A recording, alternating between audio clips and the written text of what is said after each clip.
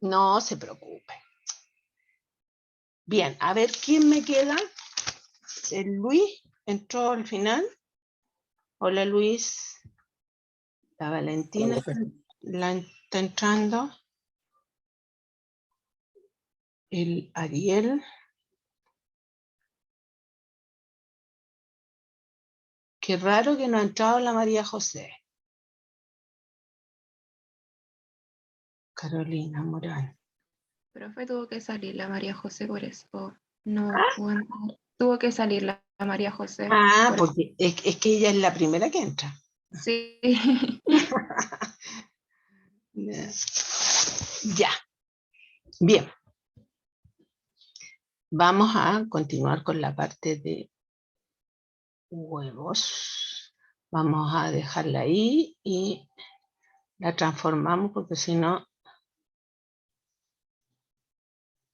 no avanza. No sé por qué, pero es así la cosa. Bien. Entonces vamos a avanzar para que quede en la grabación la parte. ¿Se recuerdan que esto fue, estuvimos viendo las definiciones del RCA? ¿Ya? Vimos cuáles son las características que están prohibidos, vimos la definición de huevos enteros, deshidratados, que hoy es una tremenda línea, las ventajas de los huevos productos, y empezamos con la concepción y la estructura del huevo de afuera hacia adentro. Vimos cutícula, cáscara, las membranas testáceas, después la clara o albumen, las chalazas, los cordones, esos, que son los que me centran la yema, y que uno dice, oye, ¿por qué siempre está al centro? Por eso. Ahora, puede existir la posibilidad que alguna vez tuvieran un huevo con la yema más tirada hacia un lado. Eso significa que el huevo o sufrió un daño en la chalaza o es muy viejo. ¿Ya? La yema, la constitución, la parte de los huevos de doble yema, el diagrama del huevo, que uno dice tan chiquitito, pequeñito, pero que tiene una constitución y un nivel de defensa que la vamos a ver ahora a continuación. Cómo está conformado a nivel de porcentaje clara, yema y cáscara. Las proteínas que yo les comentaba que hace años atrás, las proteínas de la clara, años atrás el huevo no era considerado como un alimento que pudiera consumirse en forma seguida. Hoy día se recomienda una vez al día o día por medio, porque las proteínas del huevo están consideradas como las mejores proteínas dentro de los alimentos. Las proteínas de la yema y las propiedades. La propiedad coagulante, que sirve para flanes, a quienes les gusta cocinar. Hoy día cada vez, ¿a alguien le gusta cocinar postres de las que están aquí o de los que están aquí? Porque los hombres cuando cocinan súper rico, ¿ah? ¿Nadie cocina? Sí, antes decía, ahora no tanto. Sí, profe. No hay mucho tiempo.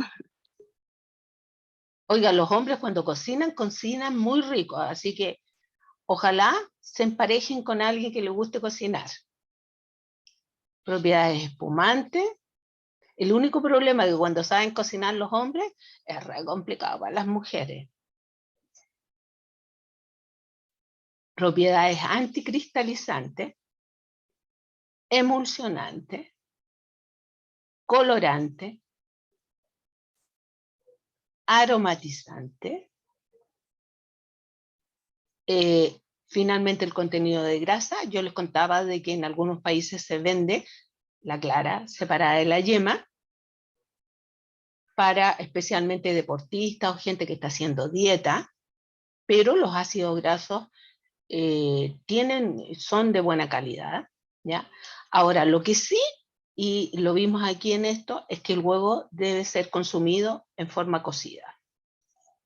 Por lo tanto, el huevo a la ostra y esos huevos así, no. Y vimos que todavía hay gente que consume mayonesa casera, que será rica y todo lo demás, pero no es una buena opción. Este diagrama no lo vimos prácticamente porque le dije yo que eso lo van a ver en alguna asignatura, y empezamos a ver el flujo productivo, la recepción, la inspección, almacenamiento, refrigeración, lavado, sanitización, la ovoscopía, el nivel de la luz, la longitud de onda que tiene que tener, el quebrado, la separación, cuándo se acepta pasar los huevos por ovoscopía y cuando ya no se pueden pasar. Ahí tienen el ovoscopio, la máquina quebradora de huevo y que separa yema de la clara. Ahí tienen ambas máquinas. Yo les decía que en un proceso productivo, ni piensen que los pisos van a estar así. Normalmente están con mucha agua y con material en el piso. El filtrado, el mezclado, la homogenización. Vimos la pasteurización. Yo les dejé una tarea. ¿Se acuerdan? No se acuerdan. De la pregunta. Si no se acuerdan, no se las voy a decir. No me acuerdo cuál era específicamente, pero me acuerdo que había una. Sí, po. Yo les pregunté por qué en el huevo líquido con sal había una mayor temperatura que en la yema pasteurizada, siendo que la yema tiene más proteína y es más rica en nutrientes. ¿Se acuerdan? Sí, profe. ¿Lo averiguaron?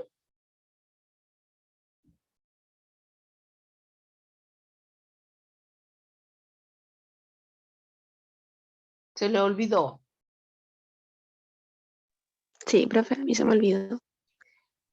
Pero analicen, fíjense, si se pasteuriza huevo líquido con sal, ¿qué es lo que hace la sal? Deshidrata. Deshidrata. ¿Y qué significa eso en términos de valores? ¿En qué se verifica, en qué valor? En el agua disponible. En el agua disponible. Por lo tanto, al capturar agua, enmascara los microorganismos y es más difícil llegar y eliminarlo. Por eso que aumenta la temperatura. Esas son las cosas que ustedes tienen que ir relacionando. Este es el pasteurizador. El envasado que les dije que hay de distintos formatos. El deterioro.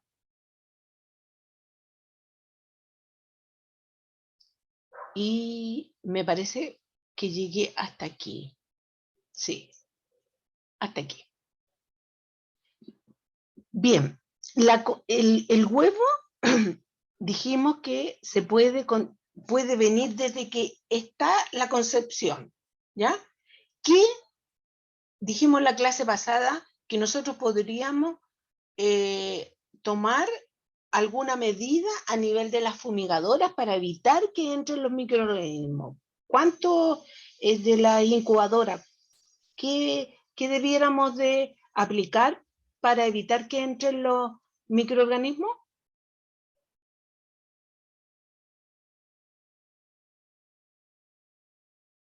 Chicos, ¿no se acuerdan?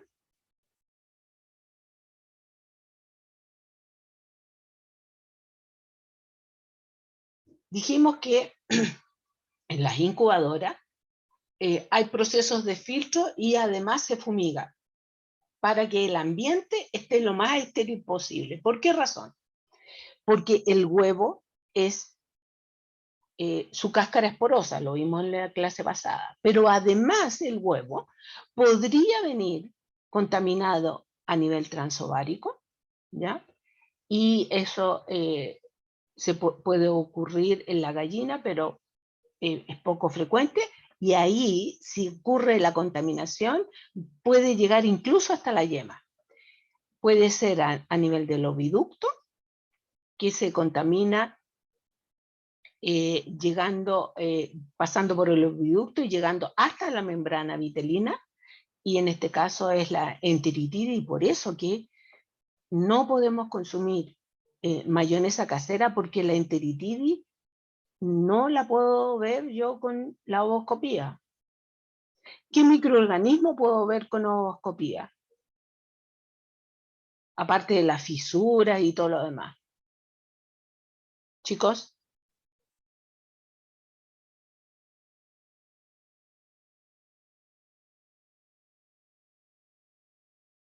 Yo no sé cómo van a dar la prueba, chiquillos, ¿ah? Y transcascárida, que es porque la cáscara, cuando ya se empieza a formar, es porosa, y eso ocurre después de la postura, ¿ya? Estas dos son internas y esta es posterior a la postura. ¿Qué bacterias puede presentar y se puede generar el deterioro? Y lo vamos a ver a continuación más específico. Pseudomonas fluorescens, Acinetobacter, Alcalígenes, Proteo, Escherichia y Serratia. Y mohos, Penicillium, Cladosporio, Mucor y Alternaria. ¿Dónde debiera ubicarse los mohos? En la estructura del huevo. ¿Dónde piensan?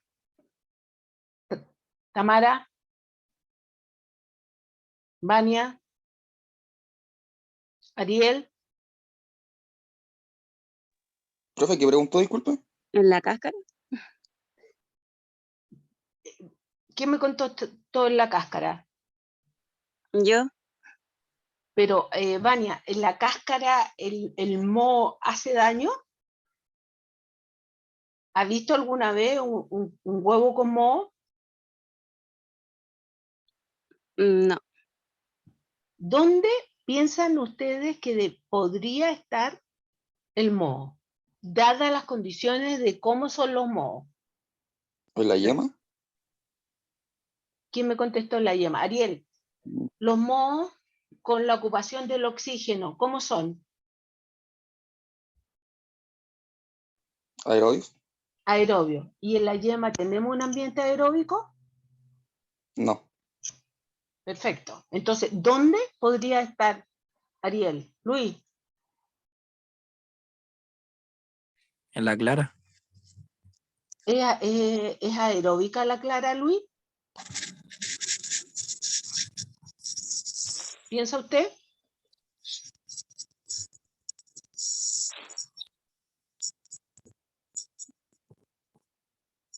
Paloma, Daniela, Fernanda. ¿No será la membrana testácea, profe? No, miren, volvamos.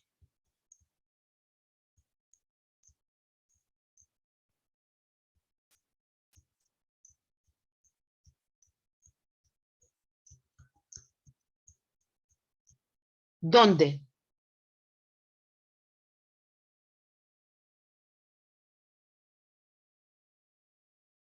¿Dónde piensan? ¿Te acuerdas del diagrama? ¿En Benja. la membrana testáceas? No. ¿En la cámara de aire? Ahí sí, po. ¿Quién me contestó cámara de aire? Yo, Benjamín. Benja, claro, porque en esta cámara, y dijimos que esta cámara va aumentando en la medida que es más viejo, por lo tanto hay más oxígeno. El moho es aeróbico, por lo tanto en la única parte donde puede crecer es en la cámara de aire. Po. ¿Estamos? ¿Chicos? Sí, profe. Perfecto. Entonces, putrefacción verde, tenemos Pseudomonas fluorescens que adquiere un color verdoso y no se percibe olor. Incolora, Pseudomonas, Cyanobacter, alcalígenes y algunas bacterias coliformes. Y aquí, esta es como cuando ustedes lo abren, es como si la yema empezara como a dividirse, ¿ya? Esto puede observarse a través de la odoscopía, siempre y cuando esté presente Pseudomonas. Putrefacción, Proteus, Pseudomonas y Aeromonas, y me genera huevos opacos, yemas de color negro, y normalmente ocurre cuando el huevo ha sido almacenado a altas temperaturas. Putrefacción roja, Serratia marcescens, hongos, aquí superficiales en el interior de la cáscara, pero es muy raro, sobre todo si son los primeros estadios o se vende rápidamente el huevo. Solamente podría ocurrir cuando el huevo está muy viejo y ya se absorbió toda la cutícula y el ambiente y está almacenado a una temperatura ambiental donde pudiera generarse la entrada por algunos poros, pero lo más común en el caso de hongo es en la cámara de aire. Y en este caso, si es que estuviera en la cáscara, puede generar algunas manchitas, ¿ya? Penicillium, Cladosporium, Sporotrichum. Y olores, Streptomyces, que da como un olor a cuando ustedes riegan la tierra, sí.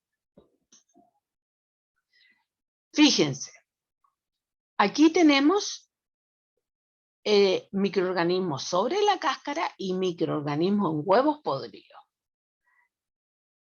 Sobre la cáscara, el más abundante es Micrococcus, después viene Achromobacter, Aerobacter, Bacilo, Atrobacter, Citófaga, Escherichia, Estáfilo, hasta Estáfilo. Y después, en menor, Aeromonas, Proteus, Sarcina, Serratia y Streptococcus. En cambio, en huevos podridos, los que más predominan son alcalígenes, Escherichia, Pseudomonas y Proteus.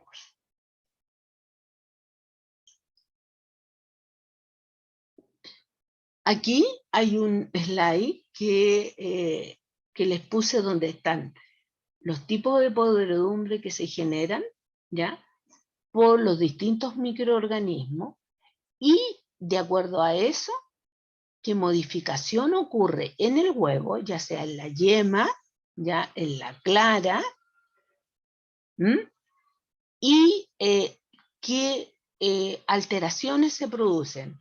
En el caso del número 1, se me genera una proteólisis, la producción de sulfuro de hidrógeno, la presencia de lecitinasa, pigmento soluble, insoluble o ninguna característica anterior. Aquí tenemos un huevo con una putrefacción negra. ¿A alguien le ha ocurrido alguna vez que le salga un huevo así putrefacto? ¿A nadie?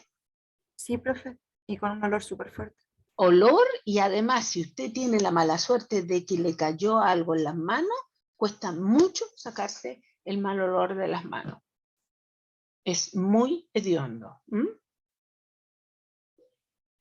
Ahora, ese huevo chiquitito, pequeñito, tan indefenso que uno puede ver, tiene una serie de factores antimicrobianos que defienden al huevo, ¿ya? Pero este factor antimicrobiano lo va a defender siempre y cuando, ¿en qué condición esté el huevo? ¿Cómo esté? Chicos.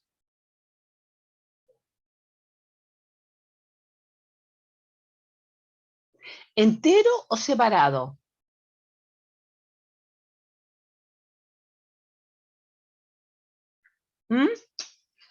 ¿Entero?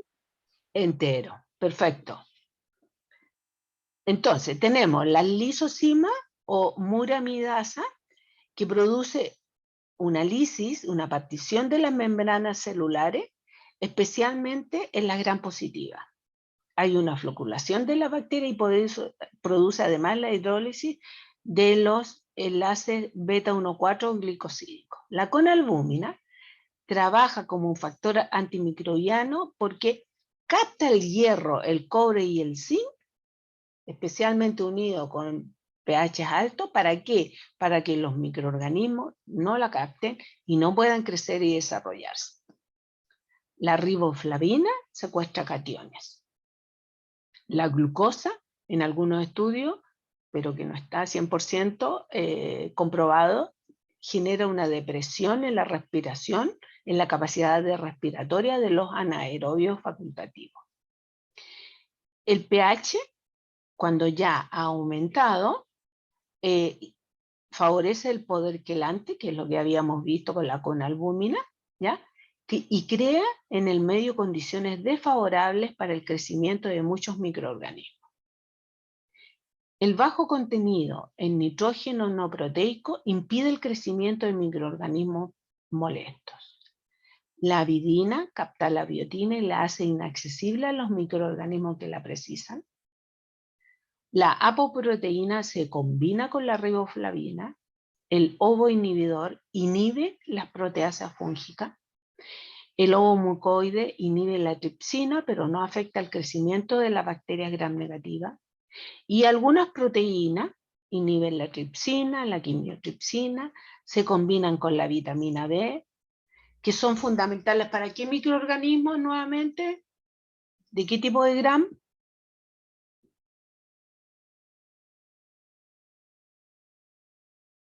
¿Positiva?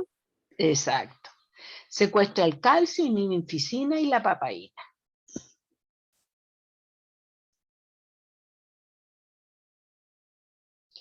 Entonces, aquí está explicado lo que les acabo de señalar, ¿ya?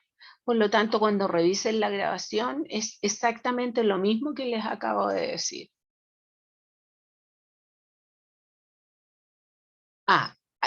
En general, las gram negativas, como el caso de la pseudomonas, pueden producir algunos pigmentos verdes fluorescentes llamados la pioverdina. Y es por eso que en ese caso, ¿ya?, yo puedo ver un huevo con pseudomonas por estos pigmentos verdes fluorescentes. La pioverdina compite con la conalbúmina por los metales, por eso que la conalbúmina, si está en el huevo entero en buenas condiciones, si capta todo estos metales, le va a ser mucho más difícil a Pseudomonas poder crecer y desarrollarse. La pioverdina, entonces, es un compuesto fluorescente del transporte del hidroximato que neutralizan el efecto de la conalbúmina, por eso que compite, ¿ya? Y lo que decíamos, es la pioverdina, en el caso de Pseudomonas, puede crecer, pasar a través de la cáscara, incluso a veces zigzagueando y ingresando y manteniéndose incluso a nivel del almacenamiento. Una vez que la Pseudomonas genera la pioverdina y deja de utilizarlo, les convida, es solidaria con otros microorganismos como Acinetobacter, Moraxella, Alcalígenes, Flagobacterium, para que puedan crecer y desarrollarse, ¿ya? Ahora, Salmonella también produce un compuesto que es el fenolato y que ayuda a que pueda penetrar y que pueda crecer y desarrollarse dentro del huevo. Pero la diferencia es que el fenolato o el pigmento que genera la salmonela no es fluorescente. Por lo tanto, no la puedo determinar con qué examen.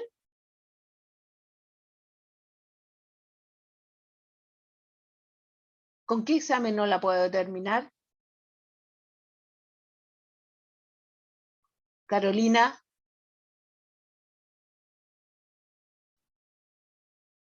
No sé, profe, la verdad. Luis, Javiera, ¿qué examen me determina la fluorescencia?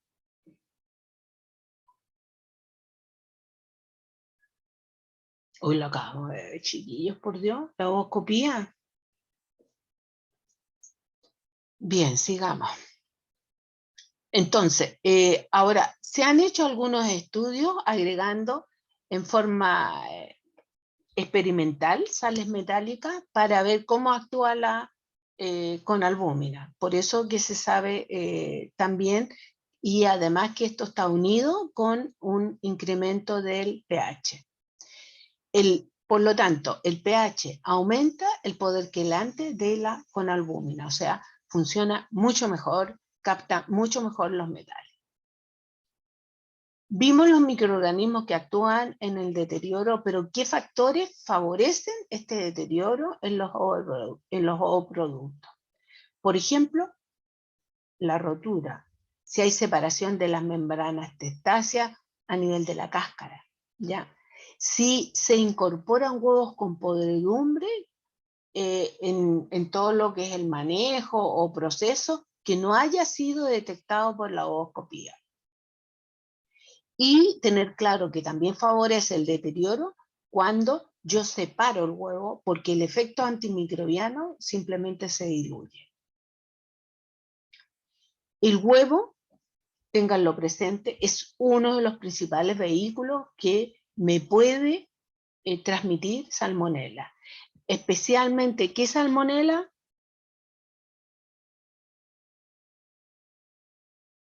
Benja. ¿Qué salmonela me transmite especialmente el huevo? Paloma, Fernanda.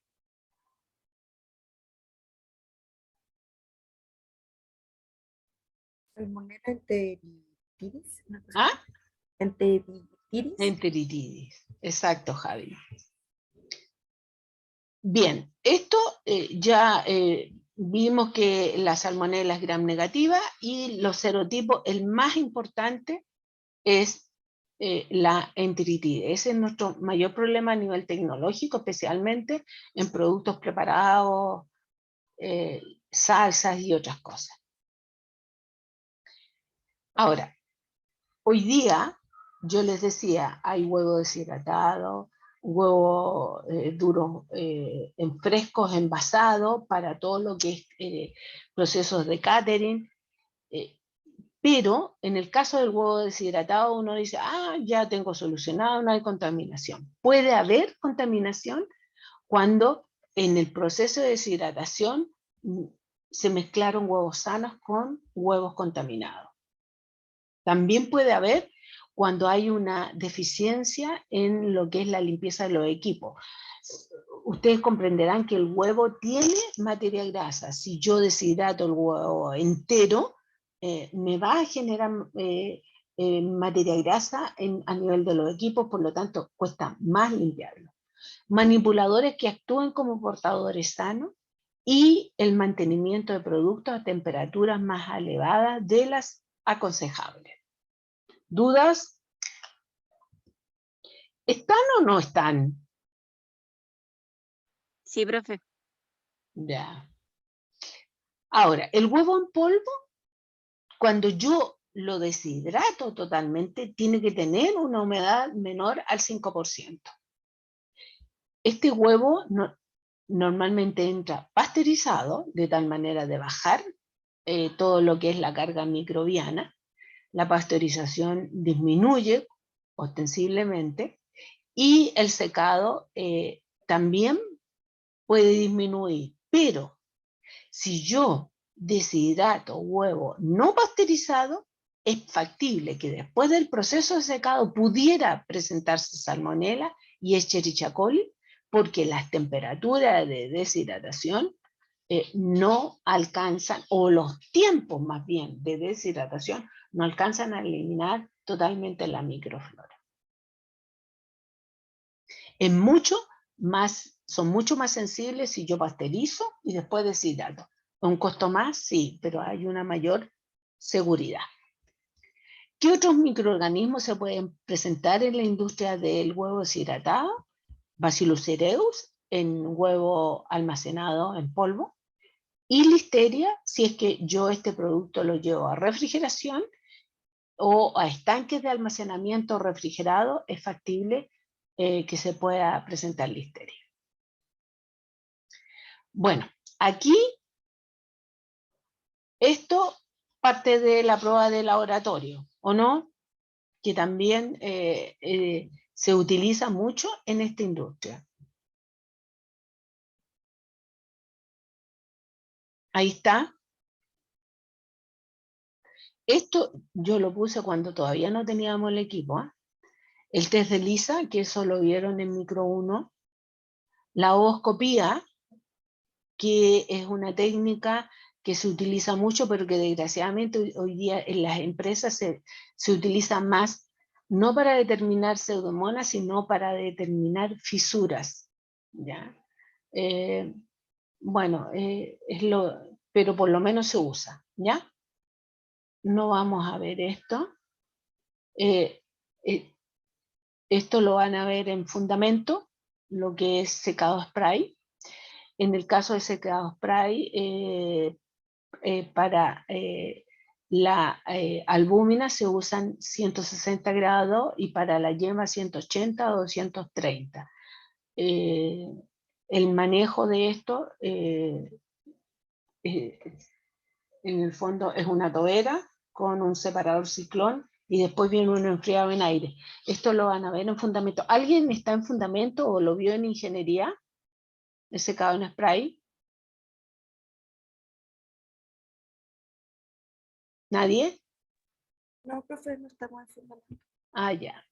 Bueno, después el envasado, ustedes se dan cuenta que aquí es como bien rústico porque son en bolsas, ya sea de polietileno, de 20 kilos, de 50 kilos, dependiendo lo que la empresa requiera, ¿ya? El almacenamiento debe estar en lugares que me permita una limpieza adecuada, que eviten el acceso y el anidamiento de especialmente ratones, ¿ya? Que lo proteja de contaminaciones durante el almacenamiento y que tengan las condiciones adecuadas para que disminuyan al mínimo el deterioro. Piensen ustedes que el huevo es un alimento rico en vitaminas, en proteínas, etc. Y por lo tanto muy apetecido por roedores y por cualquier otro animal contaminante. En el caso del huevo deshidratado es muy importante el control de la temperatura, el agua, el pH y la atmósfera de la cámara de almacenaje, porque si aumenta el contenido de humedad, se me va a producir una pelota, se van a producir pelotones, se me va a aglomerar y, por supuesto, el ingreso de microorganismos y vamos a perder el producto. Porque este producto, si no está bien almacenado, se apelmaza, se genera rancidez y después de esto un olor que es súper desagradable y usted tiene que desechar el producto. Bueno, el control de la temperatura,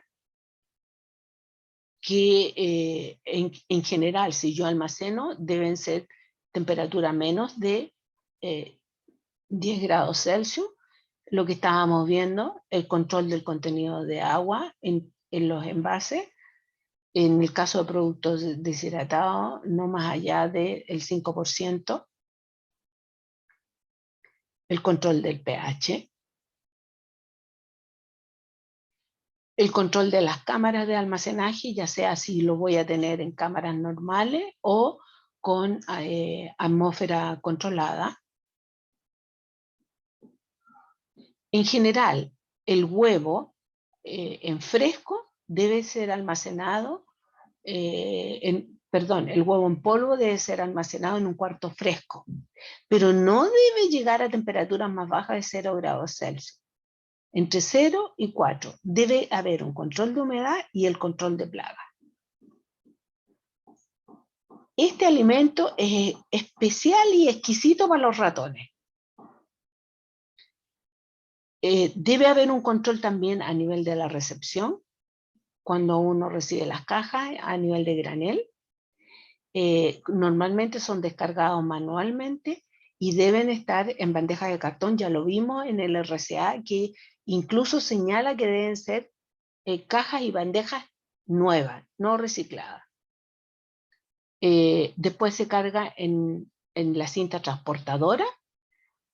Normalmente son equipos que son especiales para este tipo de huevo o para este alimento, porque no es una cinta descubierta, está como acolchada de tal manera de que no se vaya a fisurar el huevo. Y aquí tenemos, después de ser descargado, las máquinas de selección. Se dan cuenta, aquí van entrando y después se van envasando. Aquí tenemos la clasificadora. Esto es de la planta de San Bernardo, de Agricovial. Hay mesas acumuladoras que me permiten que vaya orientándose para finalmente irse envasando.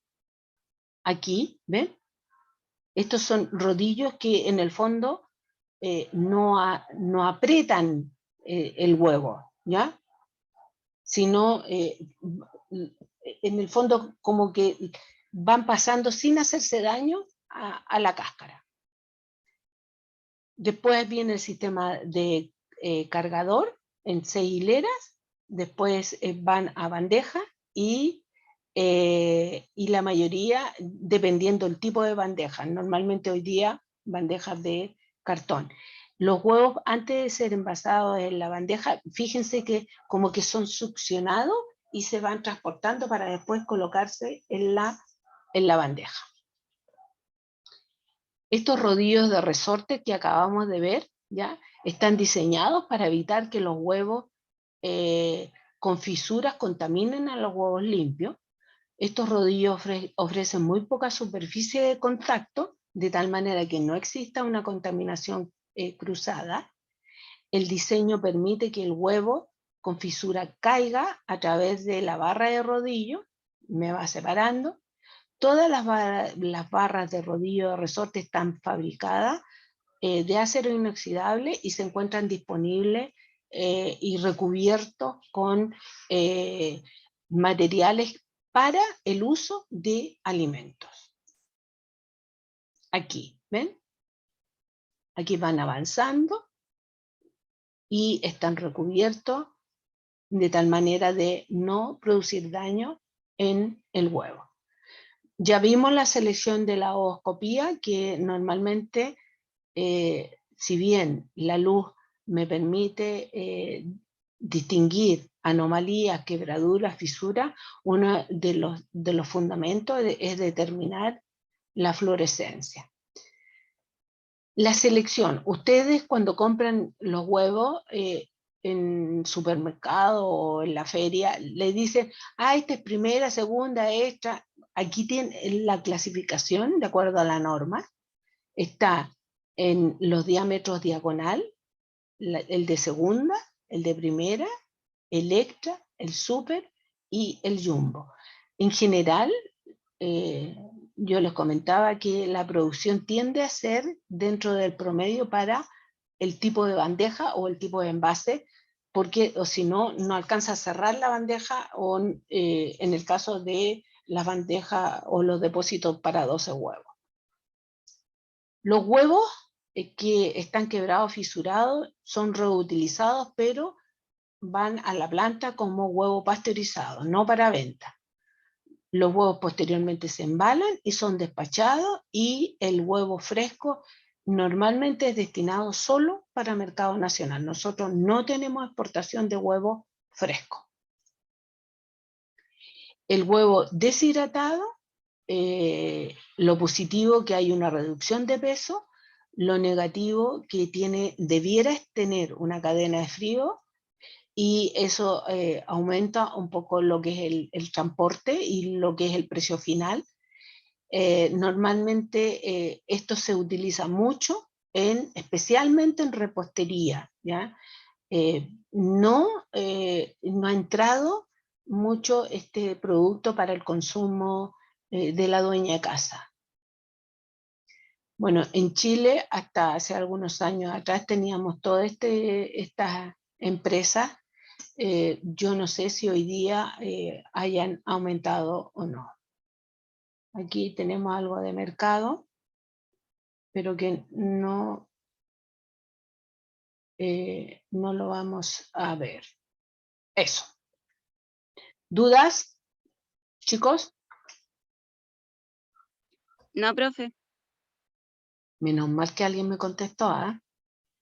Hoy día están súper participativos. ¿Qué les pasa? Estamos con hartas cositas, profe. Estamos medio. Sí, bueno, pero no la cuesta cabeza nada en otra. no cuesta nada contestar, por Javi, ¿o no? Contestamos lo más que podemos. Cuando se dice la Javi. Cuando se sabe, se habla. Ya, vamos a partir con Carmen, que hasta aquí entraría para la prueba. ¿Ya? Ya, profe. Bien. ¿Por qué les coloco después de carne blanca esta? Porque es la distribución de la grasa, todo el color me marca un manejo distinto. La carne fresca tiene un alto AW también, ¿ya? Por lo tanto la hace más perecible. Y el animal, cuando está vivo y está sano, uno debiera contemplarlo como una carne casi estéril, prácticamente estéril, a menos que el animal esté enfermo, ¿ya? Dada la constitución, si hay microorganismos, se van a multiplicar rápidamente, especialmente si la carne no está refrigerada. La composición, fíjense, un 75% de agua, 19% de proteína, 2,5 de lípido, 1,2 de carbohidrato y 1 de ceniza. Es posible que esta proporción tienda a variar un poco y a aumentar un poco en una carne que hoy día se vende especialmente para asados. ¿Y cuál es esa raza, chicos? ¿Nadie hace asado en su casa? La sobrecostilla, ¿no? No. Una raza. Ah. Benja, ¿no hace asado usted en su casa? Sí, pero no me sé la raza de la vaca, profe. ¿Ariel?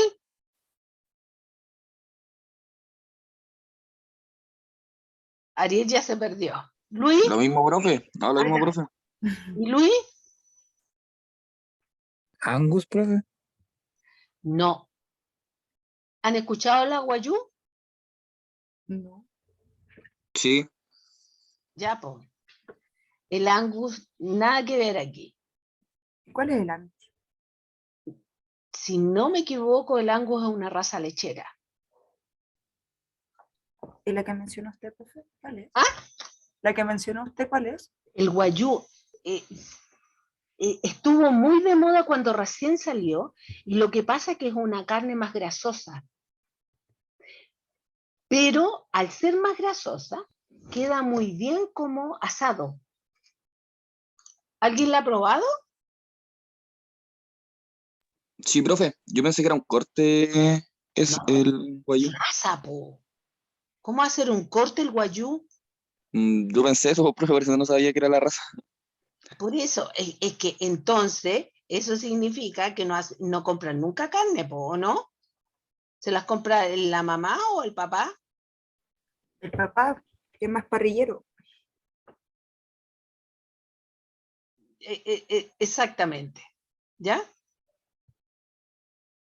No, el Angus también es una raza de carne, pero no con una gran cantidad de grasa. El Wagyu tiene mucha grasa y por lo tanto las Pero, profe, personas que les gusta más el lomo liso que el lomo vetado, es más pesada la carne de Wagyu. ¿Ya? pero, profe, en los supermercados por lo general Hay, está como por tipo de corte, pero sale también como raza. claro, pero sale lomo de Wagyu, Mm. ¿ya? Porque es una raza. ¿Mm? Ok. La contaminación, entonces, la podemos tener en el animal vivo o después de muerto. Si el animal vivo es porque venía ya enfermito y nada que hacer, ¿ya? Y si es después, va a ser, y vamos a ver cómo se genera esa contaminación. Ahora, si el animal es detectado y está enfermo, no puede ir a matadero. Ya no entra a matadero, a menos que usted lo faene en forma casera.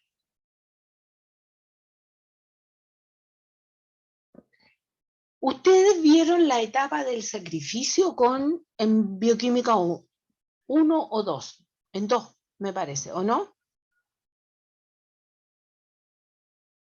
Chicos,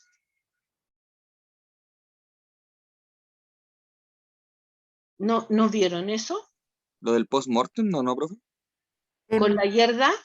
Sí, en bioquímica 2. Sí, po, Pero esto vieron, ¿o no? sí, lo vimos con la profe Begoña, o al menos yo lo vi con ella. ¿Ah, con Begoña? Sí, profe, Sí. sí, con la profe Begoña, sí. Ya. Entonces, después del sacrificio y de la evisceración, la carne conserva las características previo al sacrificio. Por eso le digo que un animal enfermo, usted no le va a cambiar las condiciones cuando lo mata. Va a seguir igual de contaminado y a lo mejor más. La superficie del animal está contaminada por microorganismos provenientes del suelo, del aire y del agua, mientras que el músculo está prácticamente libre de esos microorganismos, excepto, vamos a ver, una contaminación que puede llegar incluso al hueso. ¿Ya? Existe un número alto de microorganismos en el tracto gastrointestinal. Para evitar eso, ¿qué proceso se realiza antes de ir a la matanza?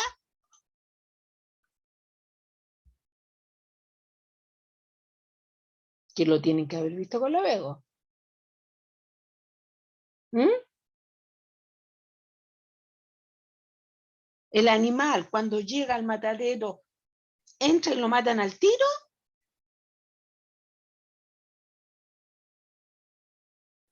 No, profe. ¿Qué es lo que le hacen? O sea, yo, por lo que me acuerdo, como que le dan un tratamiento de comida mejor y hacen que el animal no se trate de la muerte, porque si no cambia la condición de la carne. ¿Benjamín le dan comida? Sí, ¿Sí? ¿Están todos de acuerdo con eso?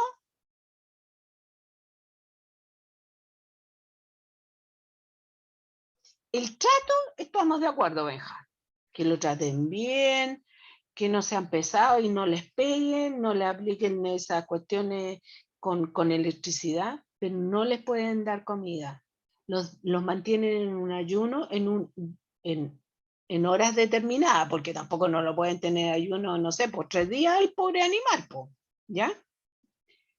¿Y por qué razón le generan ese ayuno, Benja?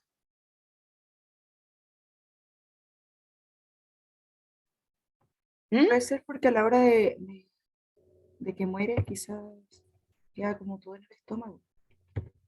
La idea es que esté limpio, o sea, sin Bueno, nada. esa es una de las razones también porque al no comer no va a haber una flora circulando, ¿no es cierto? O centrada en el estómago. Pero además por el asunto de la conversión para que llegue a qué pH.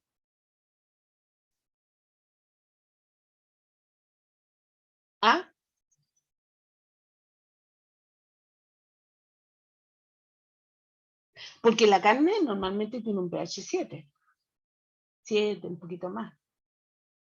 ¿A qué pH tiene que llegar si está bien faenado o bien mantenido y después bien faenado el animal?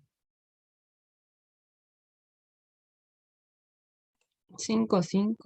Perfecto, Carolina. 5,5. Por lo tanto, eso es parte de la generación que lo vamos a ir viendo en el ayuno para recordarles, porque esto debieran manejarlo. Entonces, los animales sanos pueden presentar microorganismos en hígado, riñones, nódulos linfáticos, vasos, ¿ya? Y los cuales pueden llegar al músculo a través del sistema circulatorio y pudieran llegar y diseminarse. Por eso que es tan importante que el animal esté en ayuno, sea revisado y que los interiores sean bien cocidos. ¿A quién le gustan el hígado, el corazón, las criadillas y todas esas cosas que comen los chuchules en la parrilla? ¿A quién le gusta? ¿Quién come eso? No, profe, ninguna de esas partes. Benja, para La nada. panita rica, profe. ya. ¿Quién más come esas cosas? No, sí, chiquillo, le pueden decir, mire, esto tiene hierro, tiene esto. Sí, el problema es cuando el animal o cuando no ha sido bien tratado, porque todos estos órganos internos en el fondo son filtradores. Y lo vamos a ver, ¿ya? Entonces, el nivel de contaminación, si uno pudiera comparar bovino con porcino, ¿ya? Generalmente el nivel de contaminación a nivel de bovinos es menor que el de porcino. Y básicamente por el manejo del cerdo y cómo se procesa, ¿ya? No porque el cerdo sea más sucio para comer y todo lo demás. Por lo tanto, esta flora puede ir de 10 elevado a 1 a 10 elevado a 5 de RAM, unidades formadoras por centímetro cuadrado. Y de los psiquirotrofos, entre 10 elevado alrededor o menos de 10 elevado a 2 y enterobacterias de elevado a 1 a 10 elevado a 2 por centímetro cuadrado. ¿Se recordaron lo que son los psiquirotrofos, no?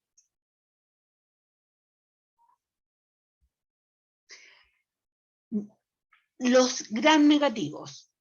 Tenemos algunos microorganismos iniciales y que después van a ir avanzando y a medida de que las condiciones en que se faenen, como sean, van a ir cambiando. Pero en general, entre los iniciales, los gram negativos tenemos Pseudomonas, Moraxella, Acinetobacter, Flabacterium, que estos normalmente se les van a repetir en varios capítulos, chicos, de proceso, ¿ya? Pueden existir algunas productoras de ácido láctico, hongos y levadura, y lo vamos a ver en qué casos, ¿ya? La contaminación va variando dependiendo del manejo y ahí pueden ingresar salmonella, estáfilo, yersinia enterocolítica, pseudotuberculosis, campylobacter jejuni coli, listeria monocitógenes, Escherichia coli, Bacillus cereus, Clostridium perfringens o botulismo, ¿ya?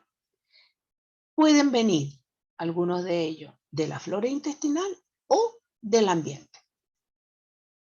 Ahora, de todo esto, en el caso de la Yersinia enterocolítica, es mucho más ácida en el cerdo que en el vacuno. ¿Qué mohos? Y vamos a ver posteriormente en qué condiciones pueden crecer mejor los mohos. Son Cladosporium, Sporotrichum, Oospora, Thamnidium, Mucor, Penicillium, Alternaria, Candida, Rhodotórula, Cryptococcus, Torulopsis, Chaetostilum rhizopus y Monilia.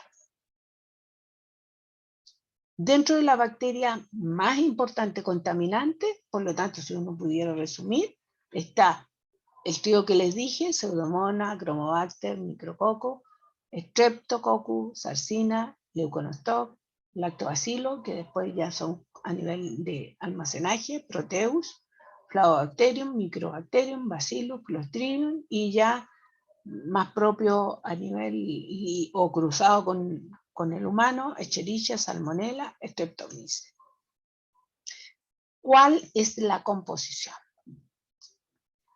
A nivel de agua, el 75 lo habíamos visto, a nivel de proteína un 19, a nivel de grasa un 2,5, carbohidratos 1,2, compuesto variable 1,65, inorgánicos 0,65 y algunas vitaminas. Como les decía, en este caso este porcentaje puede variar especialmente en el caso de el guayú, ¿ya? Que es un poquito más alto. Este es el cuadro que tienen que haber visto con la begoña. Aquí tienen el sacrificio e inmediatamente después del sacrificio para la circulación sanguínea. Al no tener una circulación sanguínea, cesa la regulación del sistema del retículo endotelial. ¿Qué es lo que hace este sistema? ¿Se recuerdan?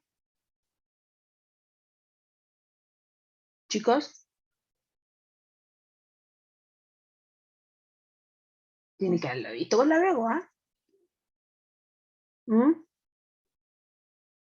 Aquí va todo lo que, digamos, como el que capta todas las sustancias no adecuadas dentro del animal. La basura entre comillas, ¿ya? O sea, todos los elementos que no, que pudieran alterar, entonces eso como que lo va captando el retículo endotelial. Como aquí se capta todo eso, una vez que paras, se puede producir rápidamente después, proveniente de ahí la putrefacción. Cesa la regulación hormonal y el aporte de oxígeno. Al parar la regulación hormonal, disminuye la temperatura lentamente. ¿Qué temperatura es la normal en el animal? ¿Chicos?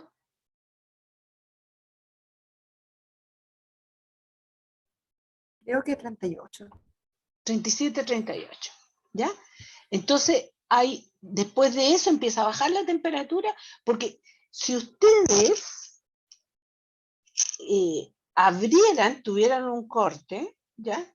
La grasa en un animal vivo está en condiciones líquidas. Después que muere, ahí es donde se solidifica, y más todavía si se refrigera. ¿Han visto esos programas donde se hace liposucción?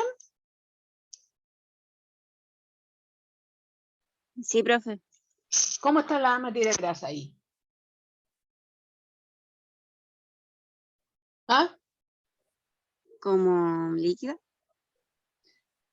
Sí, porque medio raro sería que pudieran sacar algo sólido, ¿no? Sí. Y es porque está a 37 grados Celsius también el ser humano, po. Entonces es lo mismo, aquí baja la temperatura, se solidifican las grasas, y por eso que ustedes en el lomo liso tienen ese borde de grasa solidificado. En el animal vivo, entero, estaría líquida, estaría ubicado ahí, pero estaría líquida la grasa. Se produce una oxidación de grasa y es lo que me genera aroma. Cuando no hay aporte de oxígeno, se produce la glucólisis anaeróbica, hay una disminución del ATP. Al producirse la glucólisis, disminuye el pH, degradación proteica, exudación. Ahí en la degradación me va a dar el color, que como que queda un rojo más fuerte, y jugosidad. Y en el caso de la disminución del ATP, el rigor mortis, ablandamiento, que es el proceso para mejorar la textura cuando se somete a frío. ¿Dudas? Quedamos hasta aquí y continuamos mañana. ¿Estamos? Ya, profe. Sí, profe. Profe, Profe, hasta mañana entraría entonces, hasta la clase de mañana. Sí, porque tenemos la prueba la próxima semana. Ya. profe, una consulta. Mañana el informe 2 se puede entregar hasta Las 6 de la tarde, Ariel. 6 de la tarde. Ya, gracias, profe. Chao. Profe, Cuídense. profe, Y es que yo tengo una consulta. dígame, Eh, Alexandra. En el laboratorio, en el Petrifilm, ¿Sí? igual se pone la OFC por gramo, ¿verdad? ¿Cómo? Igual se hace como el... Sí, porque como el método para contar, pues. Ah, ya. Eso. Porque Que usted tenía partió la- de 1 ml Ah, ya. y Sino tiene que la dilución. lo había hecho, pero no estaba segura si iba o no en el informe. Lo tenía Sí. hecho, pero no sabía Sí. si borrarlo o no. Sí, Ya, profe. Ya. ya. Cuídense. Profe, Chao, profe. Sí, profe. y para las Chao, RAM profe. también, ¿o no? También, porque también está el método para contar y usted sabe de qué dilución viene y cuánto sembró. Ya. ¿Ya? Ya, profe. Cuídese. Cuídese. Chao. Chau.